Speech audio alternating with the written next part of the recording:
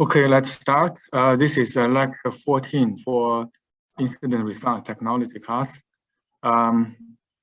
So I will still do regular lecture in today's class, and in this Wednesday there will be no lecture, and the midterm exam question will be released in the morning around 10 a.m. then due next day midnight. So you can do it even if your work. You will still have time to do it. It doesn't take that much time. It only takes about 2 hours, no more than 2 hours for you to finish. Of course, you need to install virtual machine beforehand, because a few students asked me that do they need a VM to be able to run for the midterm? The answer is yes. Remember, we introduced the VM in the very early stage of the class, just probably in the second week. So you should have already installed a virtual machine by yourself on your own computer. And you need to install basically 2 VM to be ready for the midterm. One is Kali Linux, another is Windows VM. For Windows VM, you can install like Windows 7, Windows 8, Windows 10. Either one is fine. Windows 7 probably require less resource if your computer is old, so maybe you can install Windows 7. Some students say that they cannot run 2 virtual machines at the same time because their computer is old. There's no resource. One reason to solve that. One way to solve that is to configure your virtual machine setting to reduce the memory. For example, when you go to your VirtualBox, when you configure the setting, you need to make sure this status of that VM is powered off. If it's saved, then you cannot change the setting. You have to discard the saved status, then you can change the setting. If it's running, then you cannot change the setting. You have to shut it down before you change the setting. So like for Windows, for this one, it's powered off. If you want to change setting, just click this setting and you go to system. System here is a base memory. So I think by default, the Windows VM base memory by default is 2 GB. So if your computer only have 4 GB, then 2 GB for the VM would be too much, because this one requires 2 GB by default. Kali Linux by default is also set as 2 GB. So if your old laptop only have 4 GB memory, then you surely cannot run both VM at the same time. So you can change this to be 1 GB. I think 1 GB is enough to run the VM, even though it will be a little bit slow, but it's runnable. And you can also change your Kali Linux to be 1 GB, because by default, this memory for Kali Linux is also 2 GB. So that's the way that I solve these memory issues for virtual machine. And also, let me see, what's the question? Do we also need to make sure the networking between the 2 VM is working? Yes, you need to make sure that the 2 VM network also works, and they should be in the same virtual line. As this student asked in the chat, mine keeps getting the same LAN IP address. One student showed me in the class that his 2 VM getting exactly the same IP address. The reason for, at least for that student's case, is that he used the default VLAN. He used because, as I said, when you use networking, you should configure this net to be network mode. And if you don't have a network router set up, you should go to the tools and preference and set up at least one network router. So this is you can use this one, add a new network router. So you add that one. After that, you can change the setting, go to the network. You change this to the network, then it will choose a default network. If you're doing this at home, if you're not in the UCF campus network, you can also choose bridge adapter mode. I introduced this in the virtual machine slides in the 4th class or something. So it is all included in that slides. You need to set up your network to be either in bridge adapter mode or network mode. If you are inside UCF campus network, then only the network mode work. If you are outside, then you can choose either bridge adapter mode or network mode. If you set up your virtual machine without changing the network, then the default network mode is actually this NAT. This one is the default network mode. In this case, it's perfect fine for both your VM to be having the same IP address because they are in their own isolated virtual private network. So even they have the same IP address, they will not conflict with each other because they are not in the same virtual line. And each of them have internet access, but the two VM, they cannot see each other.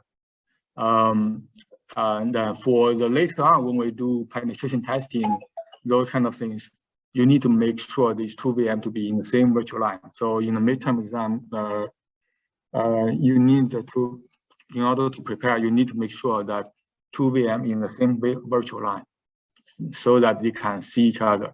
They can directly, like for example, ping each other or like Nmap to scan each other.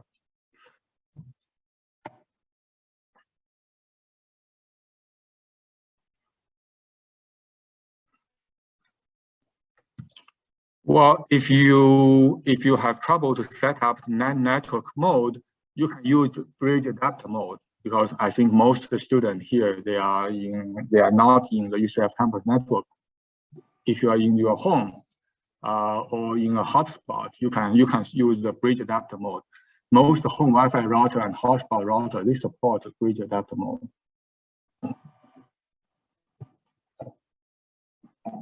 And also I said that if you have never set up network router, then you may have the problem that there's no network router set up. So you need to go to the tools, preference, network, create at least one network router here. You can create multiple network router, but for the class, you can just create one. The default one would be enough. Any question? And just for clarification, the reason that doesn't work is because all their computers are in their same LAN, and they just won't be able to communicate with each other. Just won't clarification on why it doesn't work. That's right. Did I get that right? To make sure I understand. Can you say again? It's not clear. Your voice.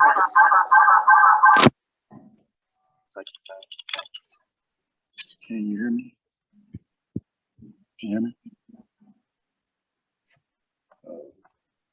Can you repeat the question? Yes, I can. Hold on one second. Let me leave one meeting on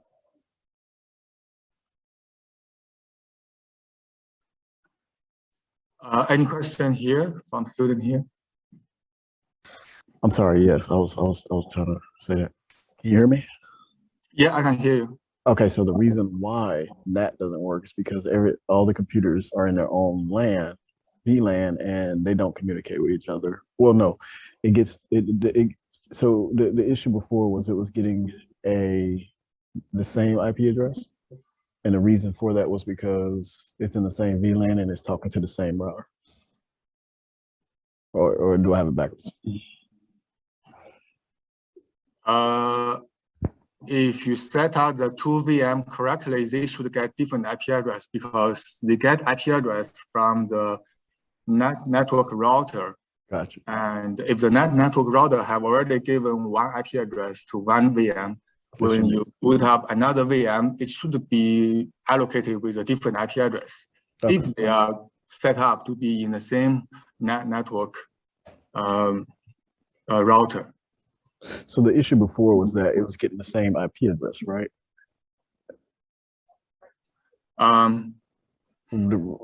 Right. Is that what you first said when a student said that they were getting the same IP address?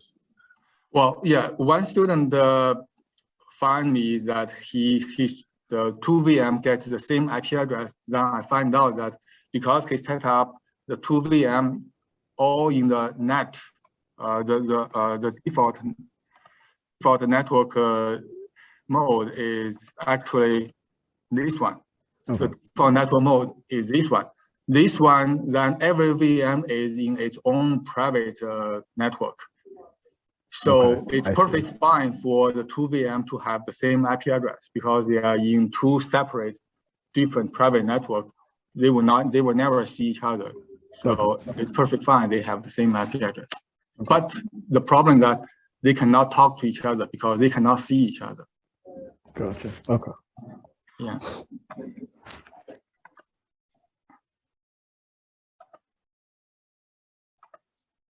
Oh, Professor, yes. Professor, actually, my two VMs have the same IP address and both are connected to NAT.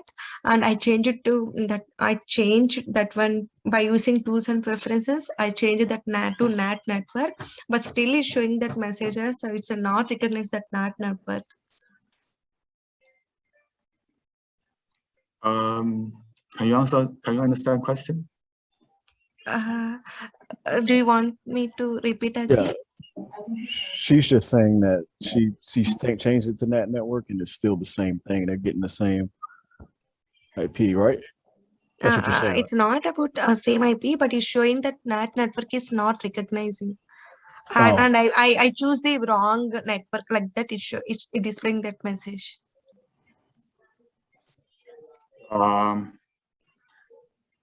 I'm not sure. When you import your VM, you should use the default configuration. Then we don't need to worry about the MAC address for virtual machine.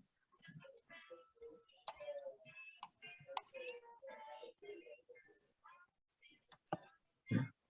Well, if you have further question, maybe you can Zoom call me during the office hour during the Zoom meeting. Then you can show me your screen. Then I can help you to find out what's wrong with your VM setup. Okay. Okay. Okay, Professor. Yeah. Thank you.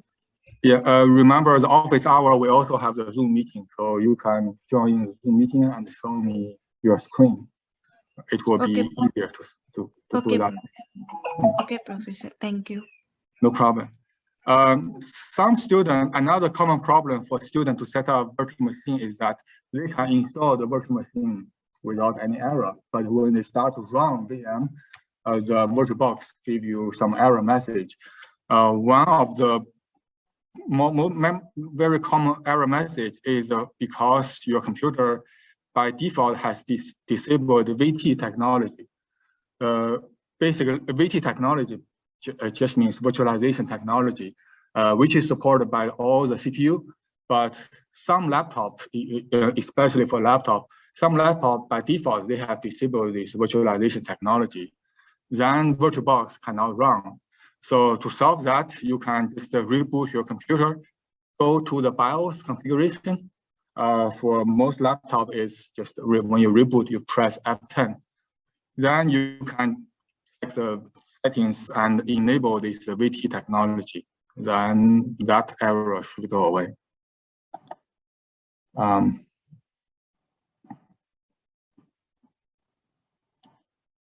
If you have a legacy mode of Windows installed, I'm not sure about this one.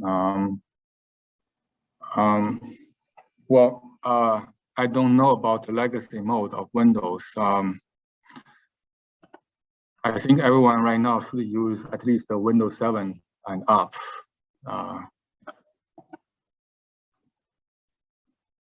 Okay.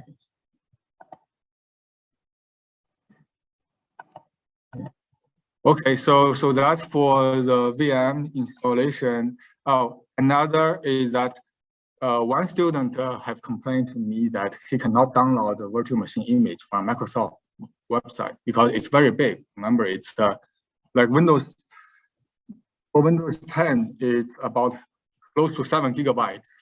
So I have downloaded one and put it on my homepage. And basically, in my homepage, then go to this folder. Then you can download the Windows 10 VM from the CS website. Maybe this is more reliable, so you can download. I actually also put this Windows XP virtual machine image here. You can download now or later. This is not required for the midterm. It's just when we do actual compromising in the penetration testing, we will need to use Windows XP virtual machine. So, but it's here.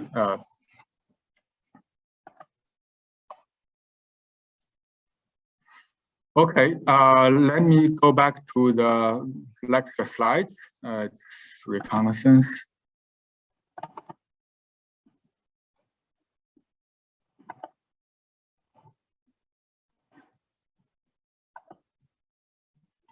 Let's see, where am I? Yeah, so last time we introduced the Wayback Machine and showed that this is very useful to the Wayback Machine, especially if you want to find some information that is a few months ago or a few years ago on a website, that current website doesn't have that information, then you can use Wayback Machine to find that lost information. It might be archived by this website. Okay, so Google hacking basic is that Google is very big search engine and everyone uses it. And Google will crawl all the public website and build up its database so you can search very easily. So that means that as long as the information is public on the website, you can search it, which is also true for attacker. So when attacker do reconnaissance to get the information on a target company or organization, they can use Google search to find a lot of useful information for that company, and without themselves to actually probing the target computing system. Because when attacker do Google search, they get the information from Google, and so it will never impose any suspicious activity to the target system.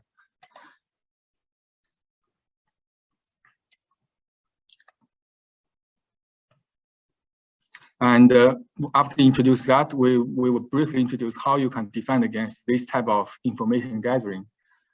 Basically, is that you make sure your network, your website is, for some website, you can specify that it will not be searched by Google, then Google will not build a database for that part of website. So some component for Google, like Google Bots. Google Bots is Google's program just to crawl all the public websites and grab information down and build its database.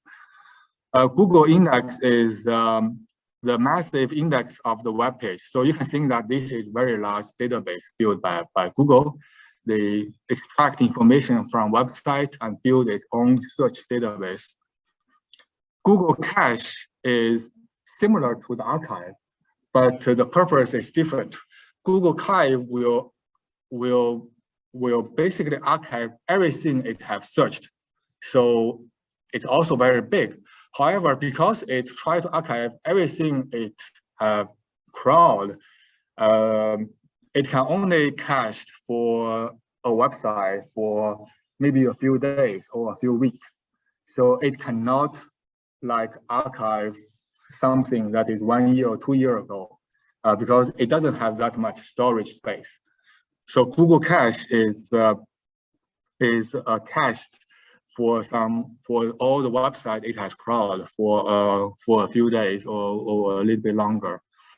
And for the text for every page, it copies only the first 100K bytes of every web page. And in addition, for the cache, because most large file on web page is not the text, is actually all those image or videos. So Google Cache will also selectively cache those images because they will occupy a lot of disk storage. So this one can also be used by attacker to try to search for a target website that is a few days ago. Why this is important? Because some company, or when they post some information, they may accidentally post some confidential information of their company. For example, they may accidentally post an HR Excel sheet for their employee on their website, and they may discover that a few hours later or a few days later, then they will quickly remove it from their public website. But if it's on their website for some time, it may have crawled by Google and also cached by Google Cache. So even the information has been deleted, if attacker do it quickly, they can still recover it from the Google Cache. Google API is basically Google want to make its search service to be more broader. So Google provides this API is the function call. So third-party programmer, when they write their own networking program, they can call these Google APIs. So in order to build the Google search in their own website or service, one example of Google API is that, for example, in UCF website, you always have some search entry there. That search is actually called Google API. It's not like a UCF will build a search engine, a mini search engine within UCF campus. It's actually using the Google API to do the actual search. Of course, that search will limit only search within the UCF.edu domain. So that's the Google API. In addition, many websites, for example, like hotel.com or expedia.com, they have a lot of search functions, right? So some of those search functions, those companies, they don't build the search by themselves. They just call the Google API to make the search. So these are the functions that can be used. And of course, this Google API can also be called by hackers program. So hacker can write some script or program, and they can do this automatic search very quickly by running the program. They don't, so when they gather information, they don't need to manually type in the search keyword in the web browser anymore.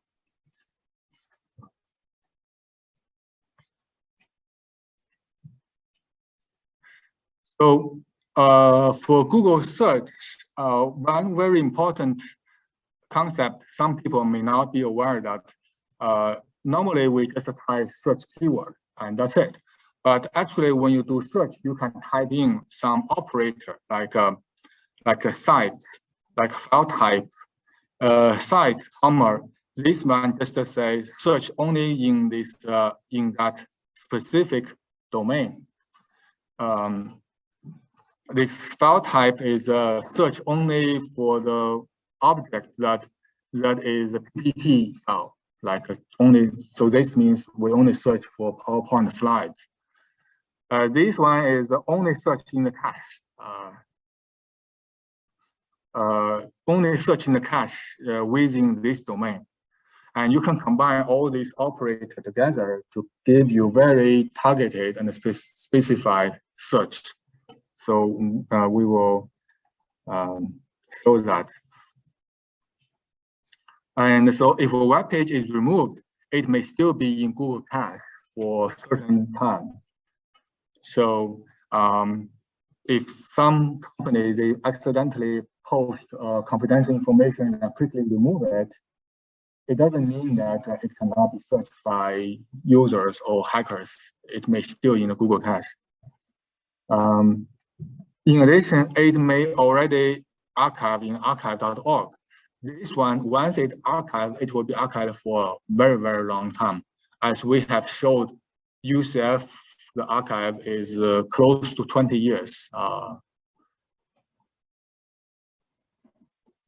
And you can also search for active script like a file type CGI, file type PHP. Then you can search for web page that is ended with that file type. So you can search for some script program. Some other terminology. Google Bomb is a attempt to influence the ranking to boost a ranking of a website, which is actually a business for some company, because if you want to sell your product, you want your website to be appeared in the top whenever a user do a related search, like search for a product, then your website appear on the top, then they can easily find your product. So there's a financial incentive for those companies to boost their ranking. And Google Bomb is a technique that some small business, they will sell the service. They have all kinds of techniques to increase your ranking in the Google search. So that's called Google Bomb.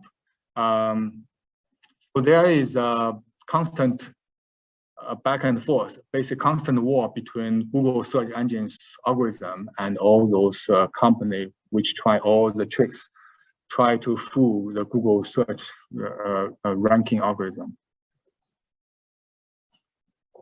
So Google search ranking algorithm is confidential. No one knows their algorithm. It's a company secret.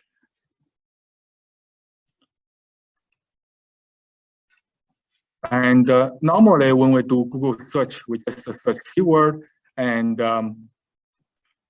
this Google will ignore these common words when you do the search. And normally between two keywords or three keywords, the default logical Boolean is AND. So it's always implied. But you can use this OR operator, like a search two keyword, narcotic or cocaine. Then any website that contains one of those keywords will satisfy the search. The minus means not. So if you type these two keywords, minus Pablo, then you basically search for website that contain the first keyword, but does not contain the second keyword. So if you want to specifically exclude a keyword, you can use this minus sign. But remember, this minus sign and the second keyword, there's no space. There's no space here. This plus means must. Plus means that normally when we search like a computer network, then any website that have two computers will have both keywords will show up first. Any website that has one of the two keywords will show up next. But if you use this computer plus network, then that means you only want Google to search for a page that contains both keywords, and not just the first keyword, but must have the second keyword. Another, if you want to do exact search, you can use a quotation mark. Quotation mark is for exact phrase that match. So like nobody puts baby in a corner, use quotation, that only a web page that contains exactly this phrase, and even the capital letter, lowercase letter match, then those web page will show up. So if you want to see exact keyword search, then you can use this quotation mark to do that. And of course, the quotation mark have the constraint that if one letter does not match, then the page will not be shown up by Google search result. So you may want some flexibility, like what if we have the exact quotation, but one of the like a in can be changed to be on or at, changed to a different word. So for that, you can use this wildcard. For example, star to represent any word. You can use a question mark to represent any character.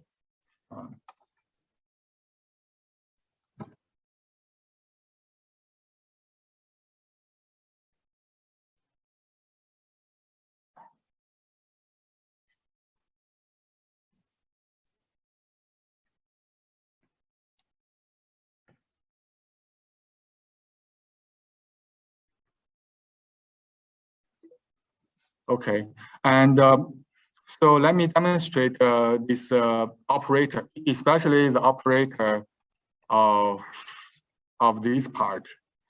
For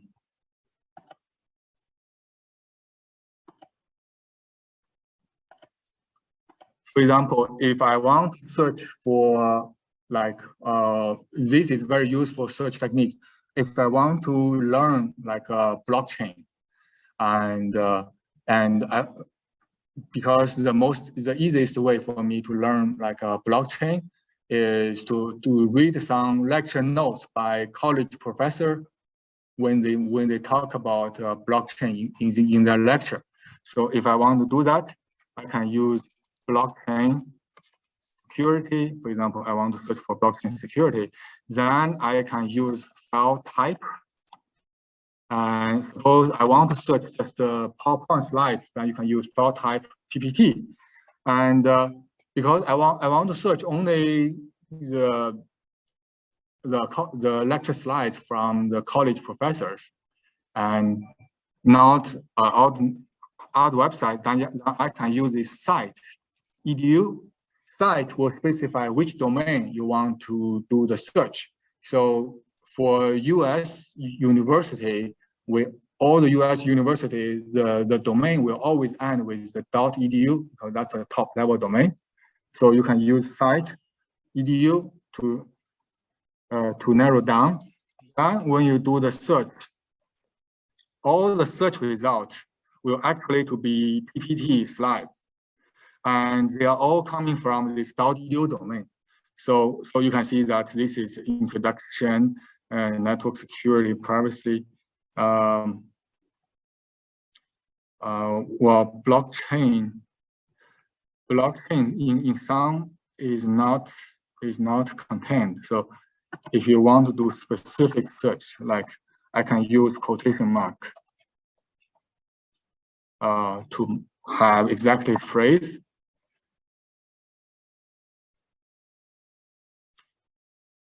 Then these are the search results which have exactly phrase in those slides. So you can see they are all from university in US, because all the university in US, they end with the .edu in their domain. And all the return results are PowerPoint slides. So this is a very useful search, at least for me, if I want to learn any new concept. One way is go to Wikipedia to read a tutorial page on that terminology. Another way, if you want to learn more detail, is doing this kind of search. File type, PPT, site, edu, to quickly find lecture slides.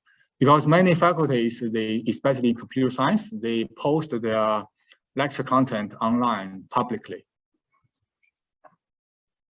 And suppose if I want to search, for example, if I want to search blockchain slides in UCF.edu, then you can use site UCF.edu. Well, we don't have a slide posted. For that, you can try another.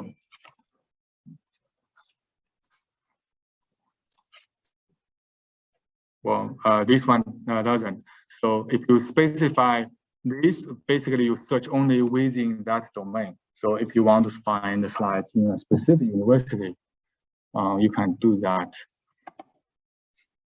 So this is a very, very useful search techniques that you should learn just for your daily life. It will make it much easier for you to do search. And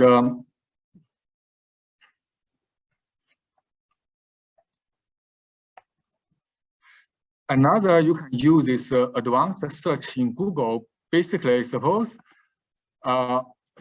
you will think that, well, I don't remember these keywords. Then how can I do this targeted search? Then you can use Google's advanced search.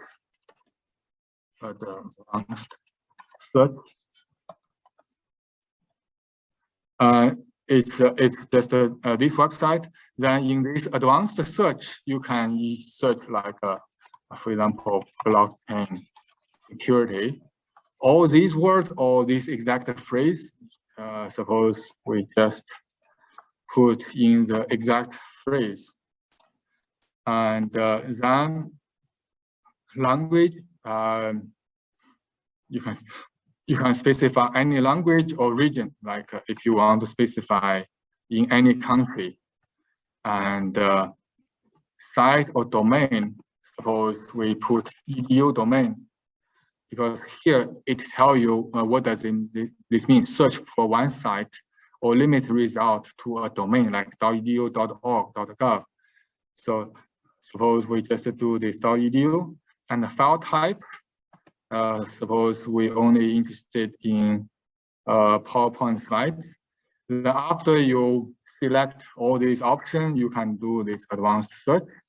Then you can see that this advanced search in Google, it will basically generate the same search string that you can type. So this is the generated search string. You can see site edu and file type ppt, and this is a search result.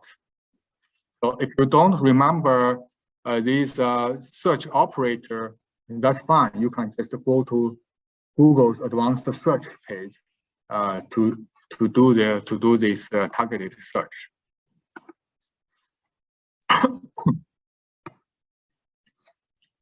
Okay, any question for this part?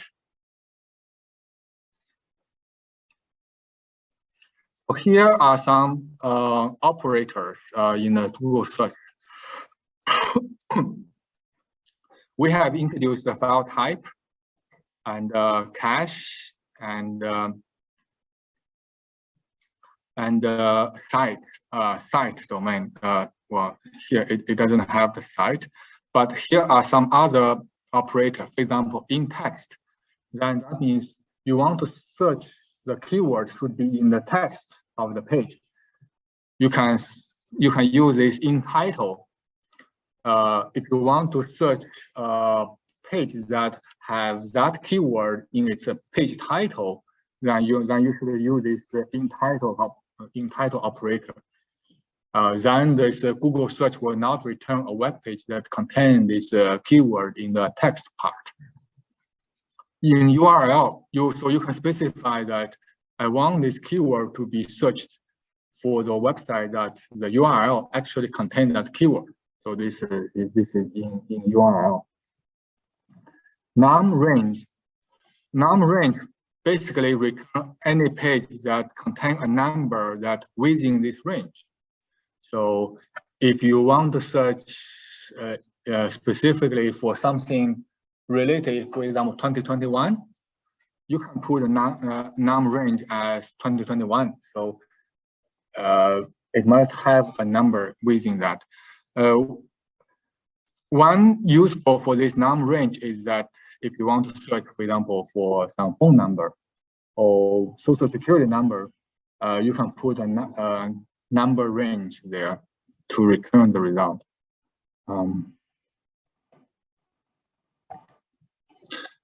So here is in text, is any text in the page will be searched.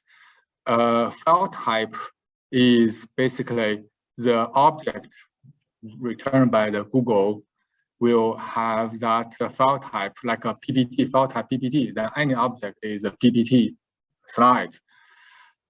In title, if you search a keyword or phrase using this in title, then that means the page title, the web page title should have that keyword.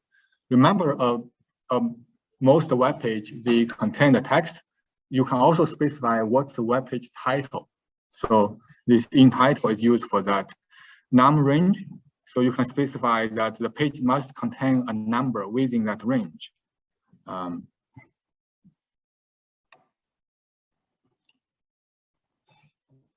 This it's a dot, its period sign serve as a single character wildcard. So if you use exact quotation mark, you can use the dot to represent any character.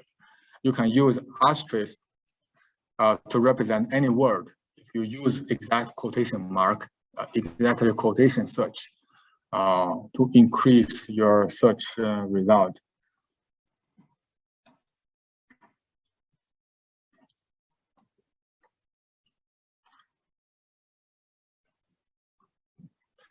Cache, remember, as we said, cache is, we only search for the cache, not the current Google search, Google's current page.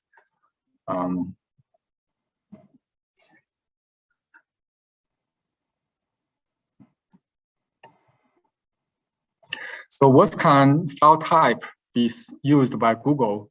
So these are the supported Google search file type. You can find PowerPoint slides, PDF file, because that's these two are most searched one. And of course, a Word document, you can use a site doc to only return Word document for the search result page. And some other files, they are here. If you want to find what file type is supported, you can remember, go to this Google Advanced Search, then click this file type, then all these file types are supported by the Advanced Search.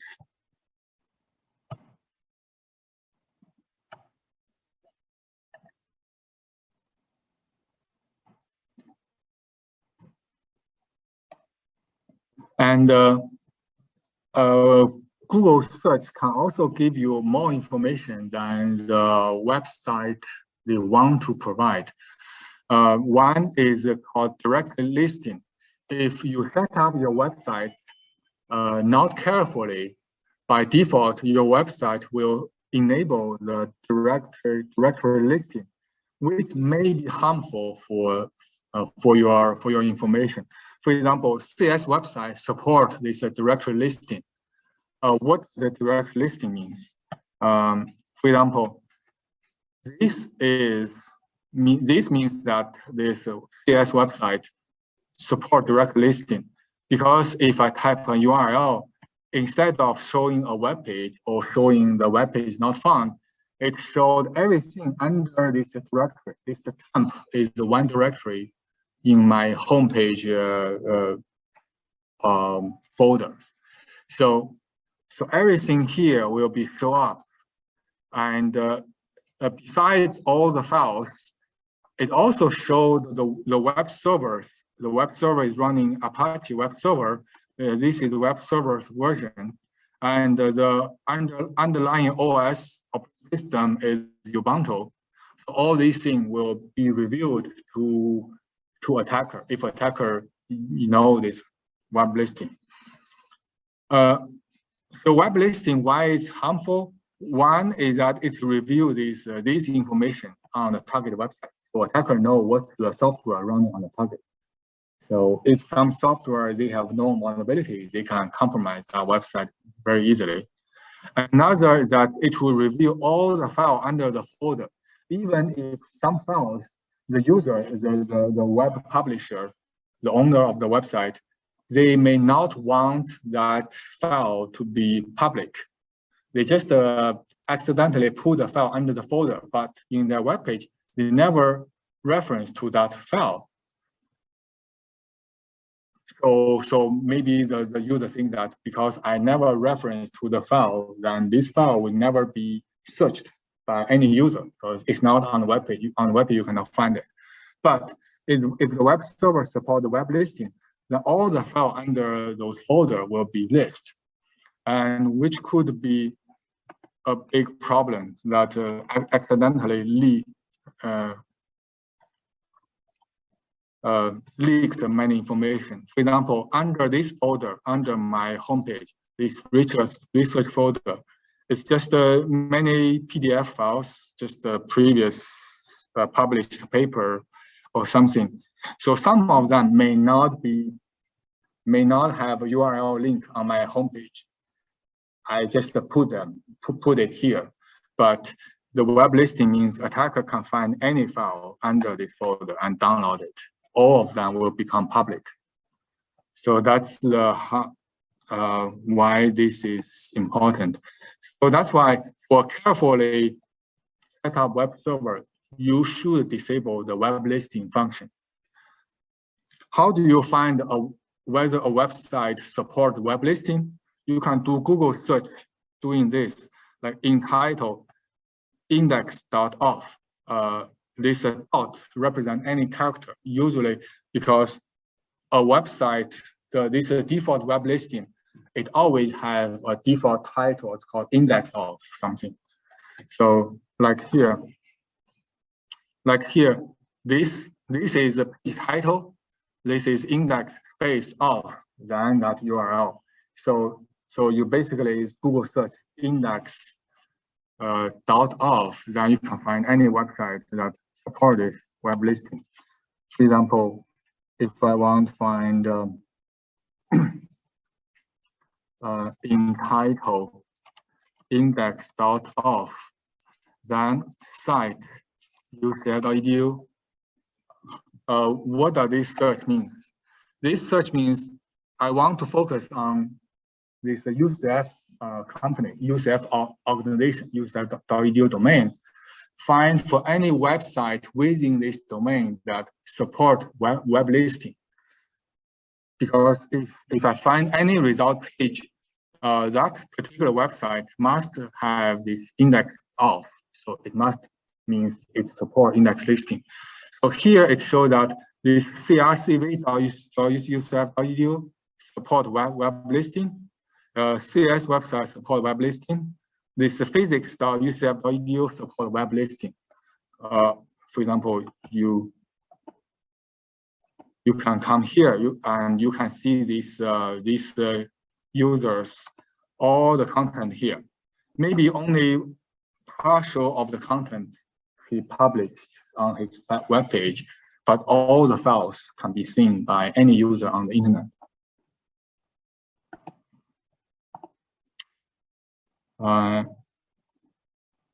It seems not that much. It's a CS website and CRCV and physics. Well, this one also supports. This is not found. This genome is, I think, belong to biology. So this one also support.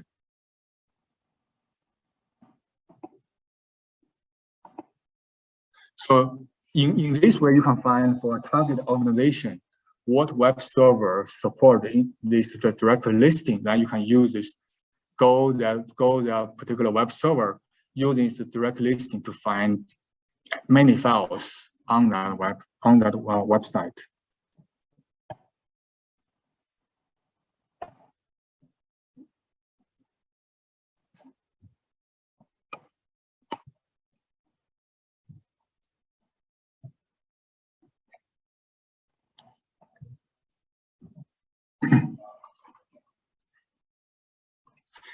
So Google hacking is more focused search. So if attacker want to find a website that support PHP programming or JavaScript programming or some other like CGI programming, they can use other search. For example, when you generate a website using some software, most of software, they want to advertise their software to any user, right? So they will add something like powered by the software and the version at the end of every page. It's just like if you send an email from your smartphone, from your Android phone, or from your iPhone. The iPhone or Android phone operating system, it always add send from Android or send from iPhone and version at the end of your email message. It's without configuration, you cannot delete that. It's always add. So that is like advertisement. And so hacker can do this search of this if the hacker knows that, for example, this is specific version, hacker know there's a known vulnerability, and a hacker has the attacking software to attack this specific software, this specific version. Then they can do this search by containing this exact phrase to find any website that contains this. Then this website must be built by this software, and then this website will be vulnerable to this particular attack. So that is one example of the Google hacking search.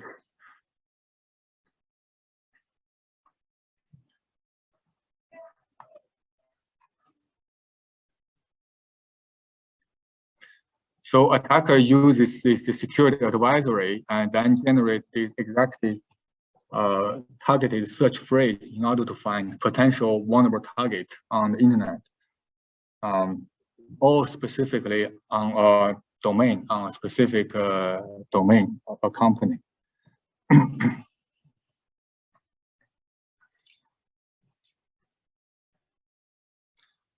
And Google API is provide this. Of course, right now Google had more constraint on using Google API.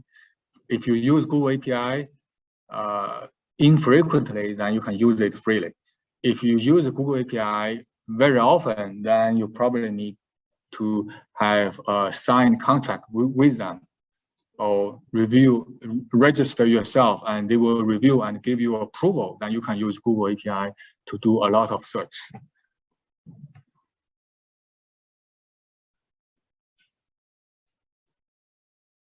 Like this is a term of service. If you use Google's API, if you want to do this search, automatic search, you need to get permission from Google. Like you set up a contract with Google, or Google will review your request and give you the permission. Then you can use that Google search function.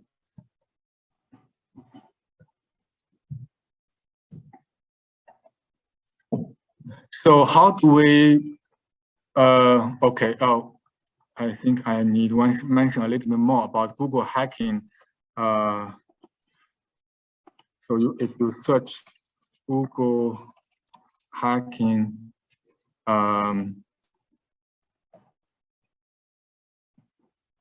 me see, Google hacking cheat sheet.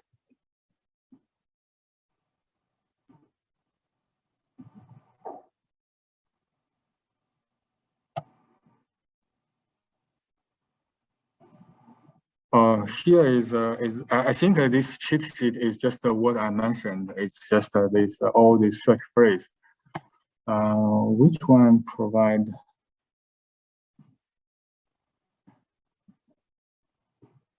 Oh, it's this Google hacking database.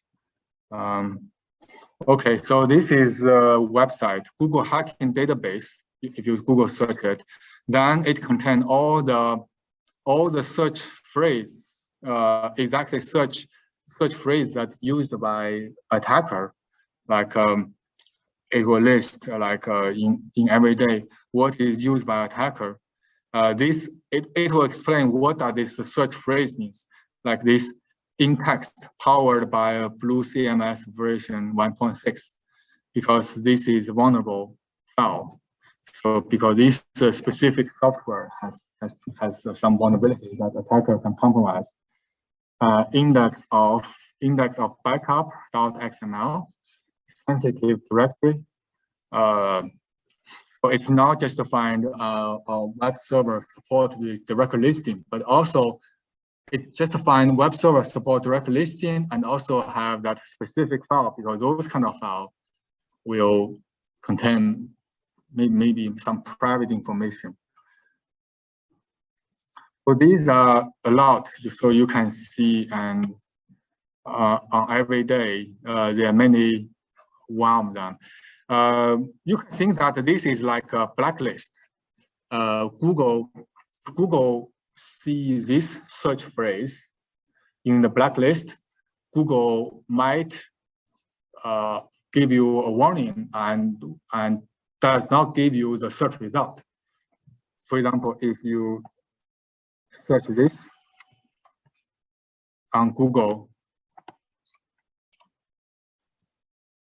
well, I think for the first time it gave you the information, but if you search it again and again, it might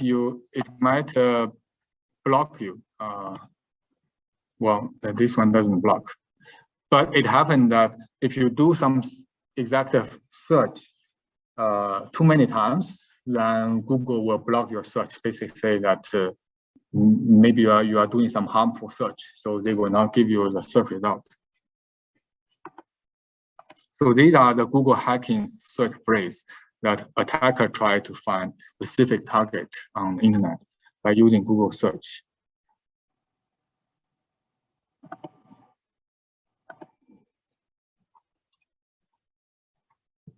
So how do we defend against this attacker using Google to find the information of your company or website? First, you keep your sensitive data off the web. That, of course, that's the #1 principle, that anything that you think may reveal your secret information or too much information of your company, you should not put it on your website. Because once you put it on, even if you delete it a few hours later, it may stay there. First stay in the Google cache, then it may be copied by many users, and then it will stay in the internet forever.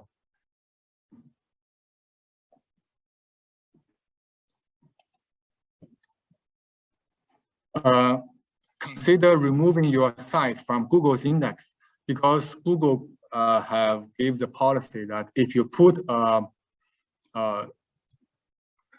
which is called a robots.txt file on a folder in your website, then Google, when the Google crawler find that under this folder you have this file, then Google will not crawl anything within this folder.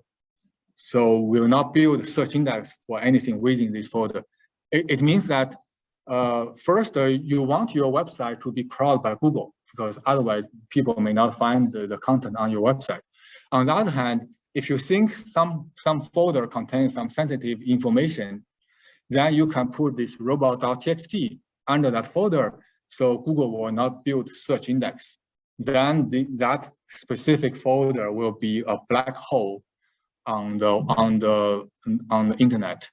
So people cannot use Google to find information under that folder.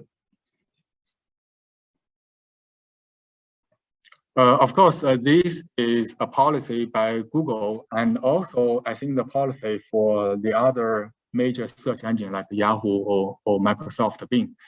But if attacker build a crawler by themselves, then they will definitely not follow this. It's just like in the phone call, you have a do not call list, but many spammer, many phone advertisement company, they don't obey that rule, that do not call list. And Google's hacking, as I mentioned, is the Google hacking database. You search, you can find all the existing search phrase used by attackers. A database of saved queries that identify sensitive data.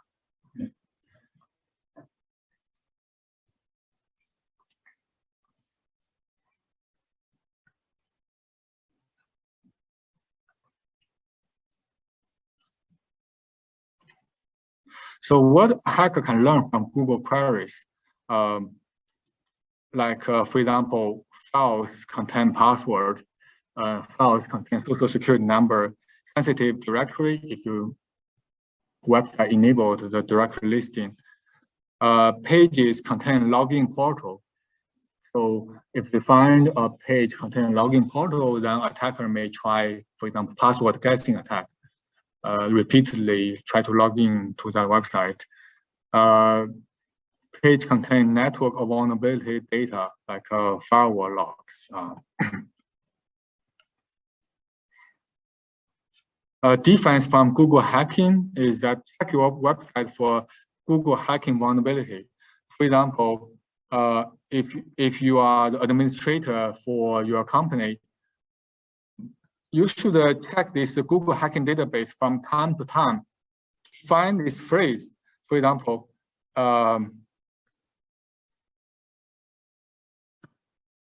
this phrase, this phrase powered by Blue CMS.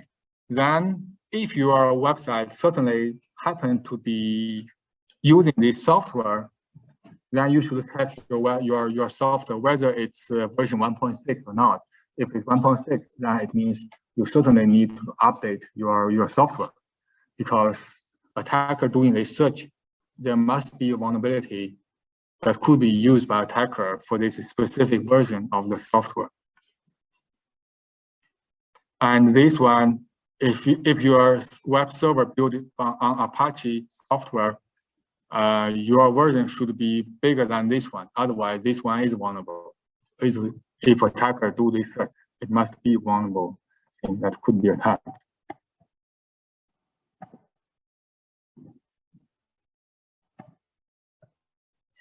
Another way that you can use a web vulnerability scanner to scan your own website to find any known or unknown vulnerability in your own website. There are many website vulnerability scanners so that you can use. Of course, you should not use it on other websites, because website vulnerability scanner, they will send a large amount of traffic to the website, and you should not do it on others. You can only do it on your own web servers.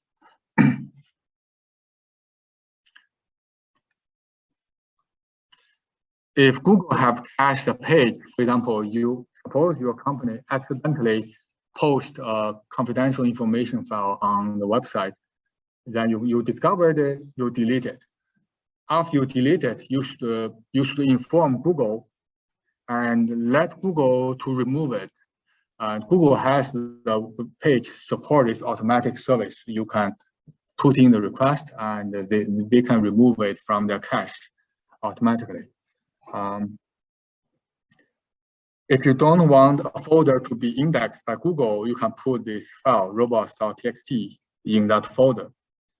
Of course, it has a disadvantage that anything within that folder will not be searchable by Google. The internet user, they will not be able to search the content in that folder anymore.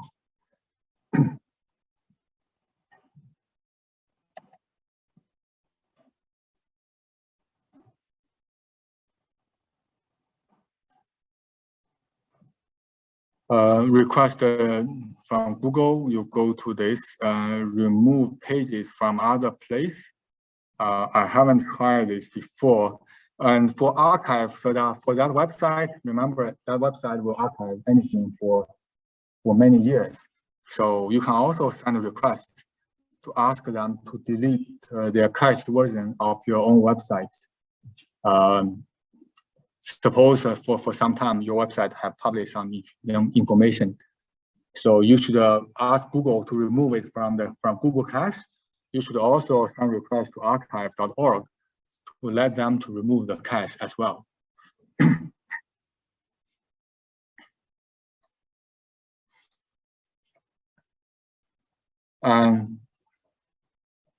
So attacker reconnaissance. So this is the first reconnaissance. Reconnaissance just means gather information without probing the target. The next step for attacker is do active reconnaissance.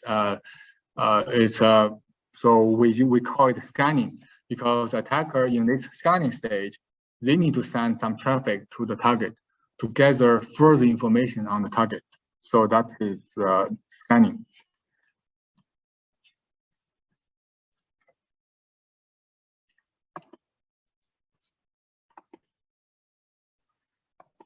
Okay, so this reconnaissance tool is more like using some software, attacker software, to do this information gathering instead of using like a Google. These tools will do the Google search by themselves because they have included some Google search API, and they can gather more targeted information that attacker might find useful. There are several tools I will introduce. Some of those tools they are already built in Kali Linux, so you don't need to install them by yourself. They are all built in Kali Linux. Let me see what's the time. First is this. What's wrong with the screen?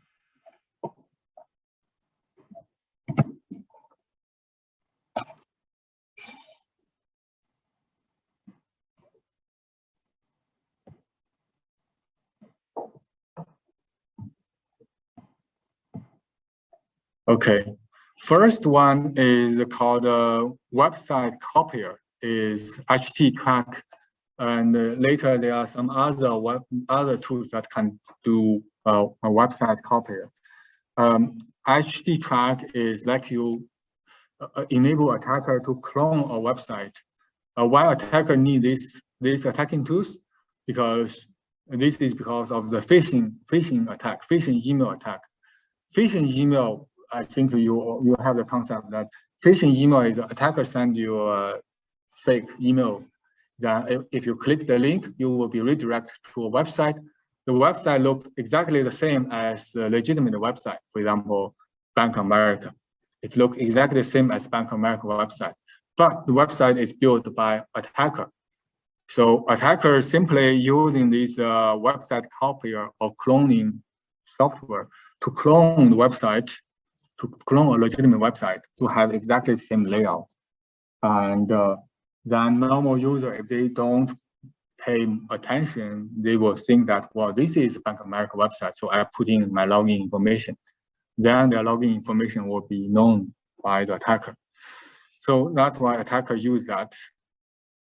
The fears is to find all subdomain belonging to a target. So this is more useful tools for attacker, from my opinion.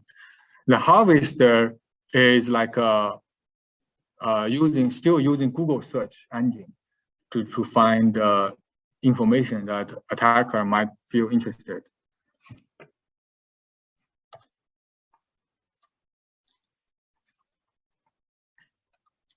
Let me first introduce this one. This is a simple one. This is the find target website information.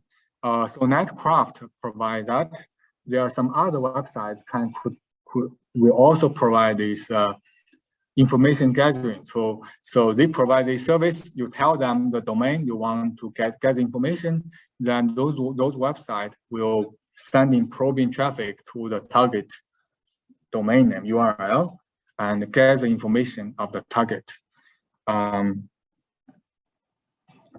So for example, this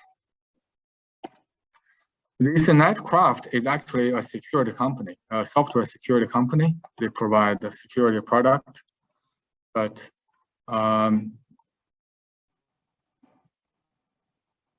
me see.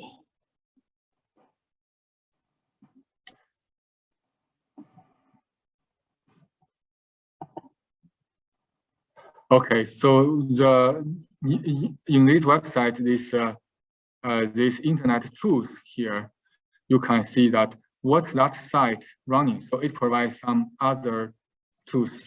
This one is, suppose we put UCF edu website, then this Netcraft will try to sending traffic to UCF edu and gather information on this website. So this is a site report for this website. It tells you that the site title, date, first thing is this one. I don't know how it got that information. Name server, the official, it's called the authoritative name server for the organization. IP address, AS number, autonomous system. I will explain this one later. Top level domain, of course, is this edu domain. So those are very easy information, but it has some other information that it supports SSL and some history information like what's the operating system for the website. Last thing, so right now is a Linux, is the web server is Apache version. This is the web server version. Is this Ubuntu Linux is the underlying operating system. It also could have some older information, like in 2014, it's around this one. And the standard policy framework. This is a service to provide email protection.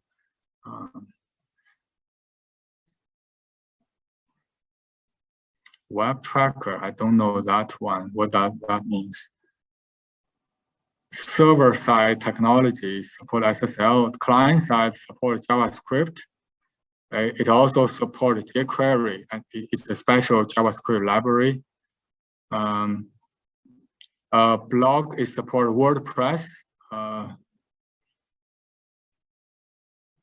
So it gives you a report of the target website, some information may be useful for attacker as well. So support HTML5. So those are the information you can gather. So not only this one provide that, you can also, there's some other website that provide this service, basically tell you more information about a specific URL.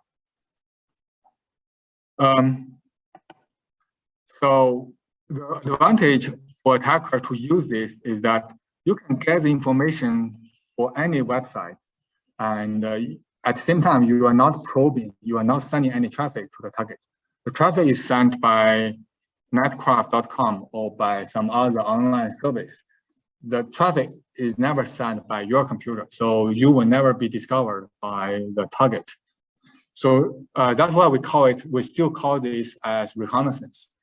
Reconnaissance basically means you gather information without you actually sending some traffic to the target. The disadvantage is that the information you gathered is very basic. And not that much information, you can only gather very basic information. Okay, for the other tools, I will explain them in next Monday class, and we will finish Reconnaissance 2 on next Monday class. When will the Wireshark assignments be graded? When will we introduce Wireshark? What? When will the assignment be graded, or has it already been? Oh, it has been graded by the grader, but the grader right now doesn't have access to the web course, so I need to upload it one by one. I will do it in the next 2 days. So basically, before the midterm exam, I will release the grade for the homework 2. That will be great. Thank you. Yeah. Okay, that's all for today's class. Professor, could I ask a question, please? Yes. Yeah. Are there any practice test questions with answers that we could work with before the exam or not? No, I don't have any example questions. It's remember the midterm exam is just like homework, so it's like a homework question. It's just need you to do it within 2 days time period. So you can just treat it as a homework. So no So reason to be scared. is everything covered in the slides from the last couple of weeks of classes? All the questions should be covered by my lecture notes. So anything not in the lecture notes, then you don't need to consider. Okay, thanks. So no reason to be scared, because I'm a little nervous, but Yeah, don't be nervous for the exam. You can think, remember it's just a homework. It's just a 2-day homework. You can just think that, well, the weight is a little bit higher than homework, but not that much. It's not like 30%, 40% of the whole grade. So don't need to worry about too much. And remember, you have 2 days. You have all the lecture notes on your hand. If you don't understand something, go watch the lecture video, check the lecture notes, and you should be fine. Okay, thanks.